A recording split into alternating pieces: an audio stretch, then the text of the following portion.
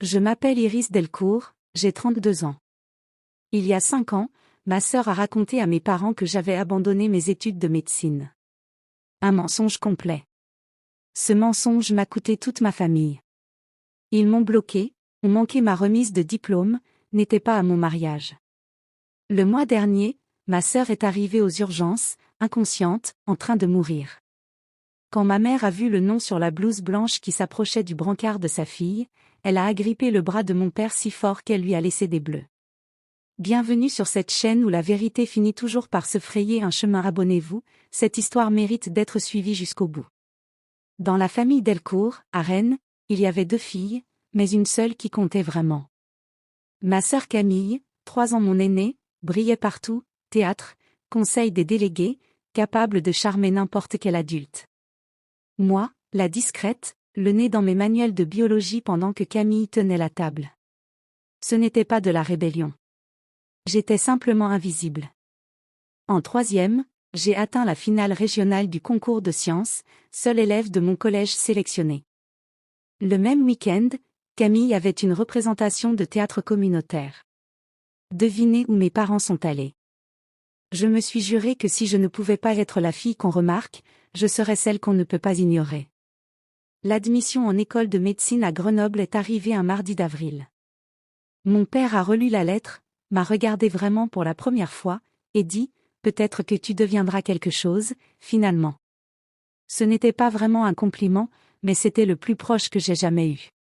Cette semaine-là, Camille, 22 ans, en visite pour le week-end, a commencé à m'appeler 2-3 fois par semaine, posant 1000 questions sur mon futur logement, mes camarades, mes professeurs. Je pensais enfin exister à ses yeux. Je lui donnais des munitions.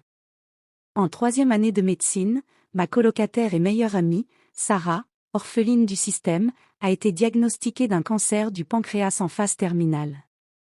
J'ai obtenu un congé formel du doyen, dossier déposé, place réservée pour janvier.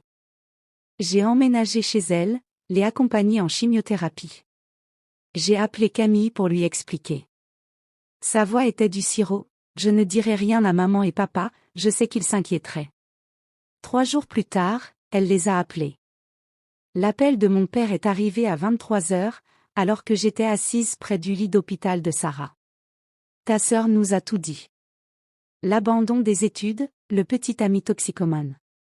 Papa, je suis à l'hôpital en ce moment même, je m'occupe de mon ami. Ne rappelle pas cette maison tant que tu n'es pas prête à dire la vérité. La ligne a coupé. 20 minutes plus tard, un message de Camille, je suis désolée, Iris. Je ne pouvais plus garder ton secret. J'ai tout essayé, 14 appels en 5 jours, 2 emails avec les documents du doyen joint, une lettre manuscrite, revenue non ouverte, l'écriture de ma mère sur l'enveloppe. Ma tante Odile a tenté d'intervenir, mon père lui a raccroché au nez. Sarah est morte un dimanche de décembre. Seule dans la chambre avec moi. Personne de ma famille n'a appelé. J'ai organisé un petit enterrement, 6 personnes présentes. Cette nuit-là, dans son appartement vide, j'ai trouvé un mot glissé dans son manuel d'anatomie, termine ce que tu as commencé, Iris. Ne laisse personne, surtout pas ton sang, te dire qui tu es. Je suis retournée en cours en janvier, sans aucun filet de sécurité, jonglant entre petits boulots et prêts étudiants. J'ai obtenu mon diplôme à l'heure. Personne de Rennes n'est venu. J'ai fait mon internat de chirurgie à l'hôpital universitaire, où j'ai rencontré ma mentor, le docteur Tornier, puis Nathan, avocat en droit civil, devenu mon mari. Mes parents n'ont pas assisté au mariage, l'invitation est revenue, elle aussi, non ouverte. 5 ans ont passé.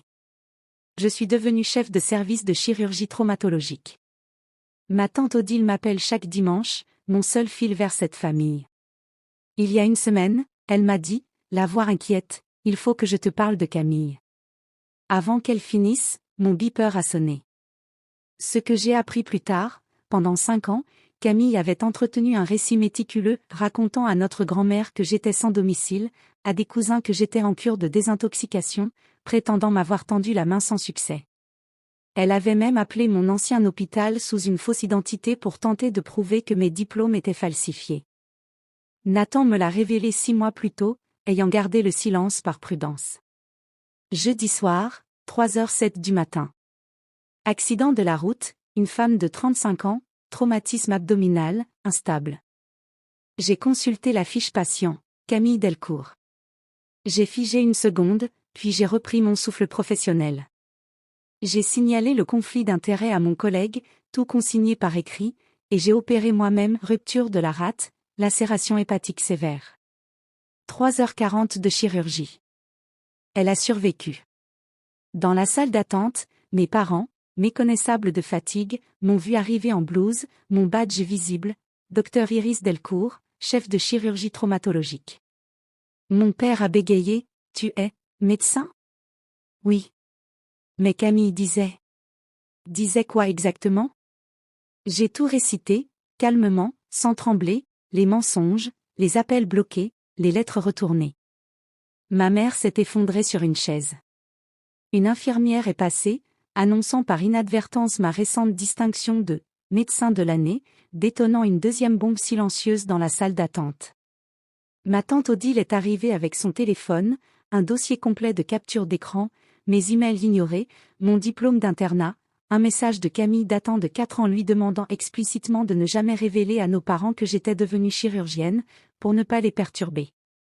Face à Camille, réveillée dans son lit d'hôpital, apercevant mon badge, la couleur a quitté son visage.